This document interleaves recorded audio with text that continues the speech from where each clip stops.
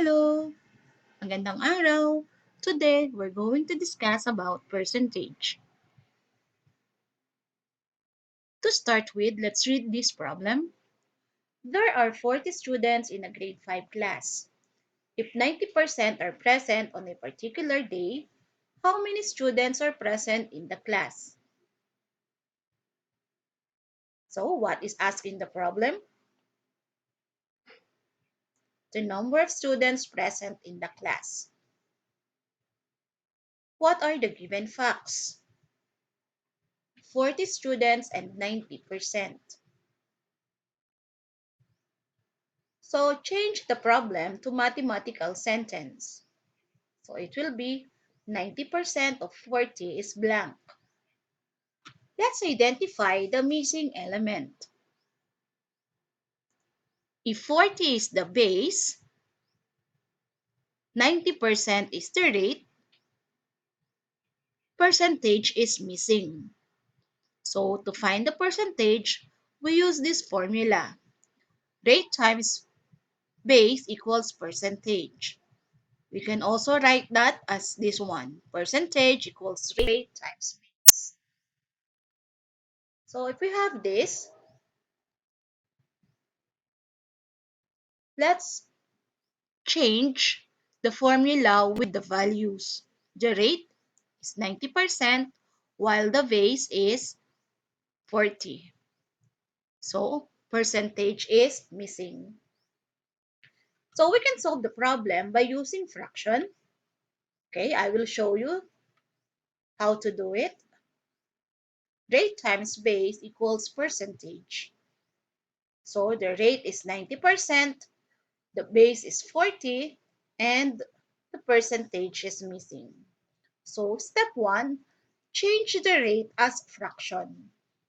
So as you know, to change fraction, we have to change it to ratio.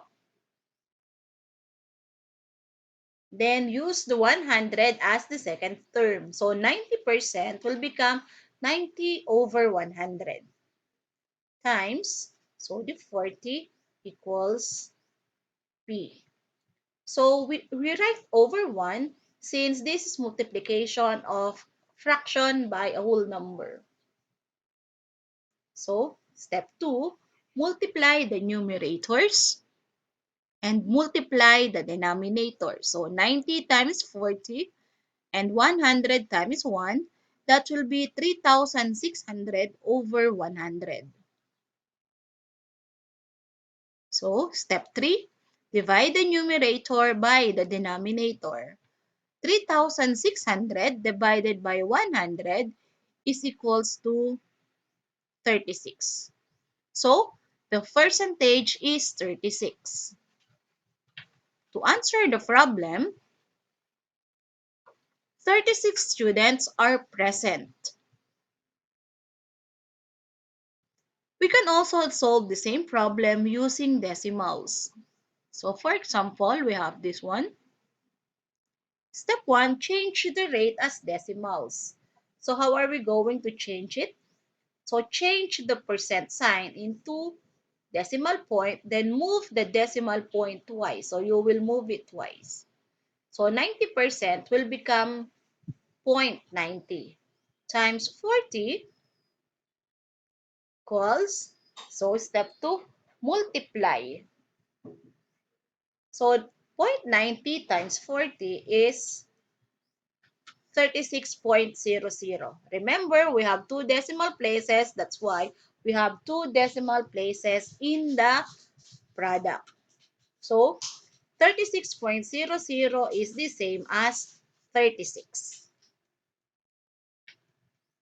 So let's have another example. So let's solve percentage using fraction. So 5% times 300 equals P. So change the rate as a fraction. So you will have this 5% will become 5 over 100 times 300. So we will write over 1 and we will multiply the numerator and the denominator. So 5 times 300 equals 1,500 and 100 times 1 equals 100. Step 3, divide the numerator by the denominator. So we have 15. Same problem. You have 5% of 300. So we have 5% times 300 equals P. So step 1, change the rate as decimals. So we have this one. You will change the percent sign to decimals.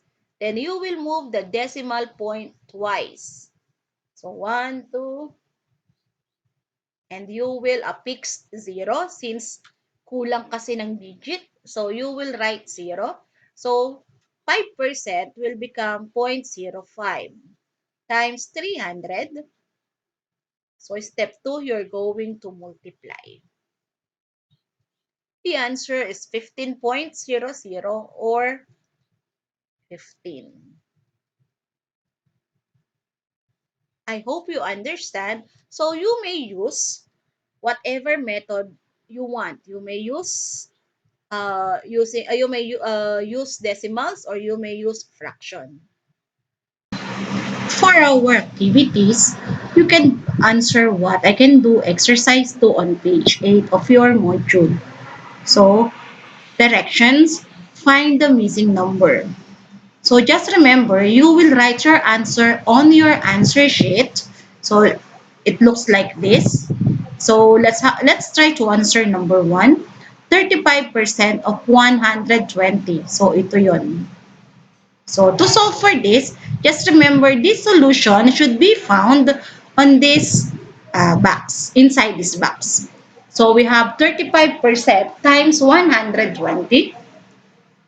So you will have 120 and yung 35%, I convert this into decimal numbers.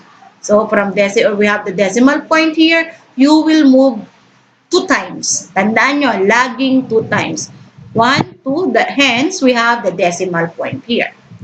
You will multiply. So let's do the multiplication.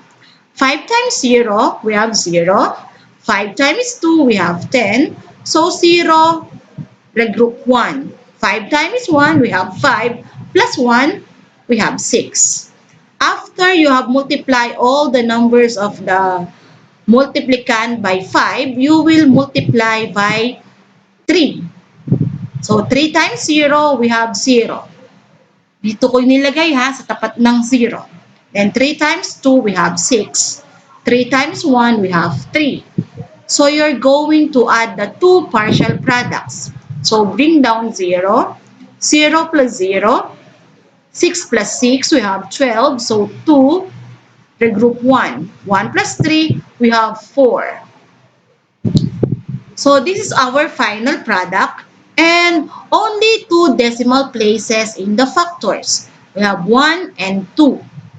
So it means we will have two decimal factors here, 1 and 2. Hence, there's the decimal point. So you will write the whole solution on this inside this box.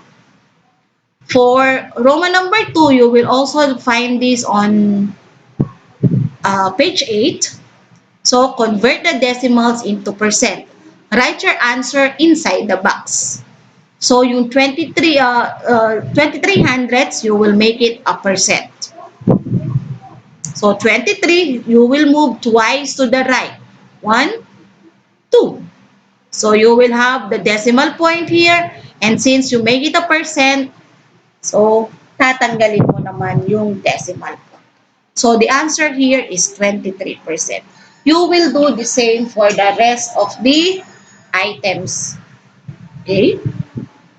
For Roman number 3, convert the decimals into percent and solve it. So, iso-solve nyo. So, for number 1, yung sagot mo dito, you will choose among these items and you will write your answer here. So, we have 5 questions, we have 5 numbers. So, may isang number dito na hindi nyo mapipili. For assessment, we have true or false.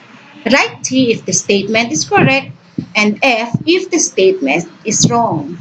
Write your answer in a sheet of paper. So for example, 20% of 56 is 11.2.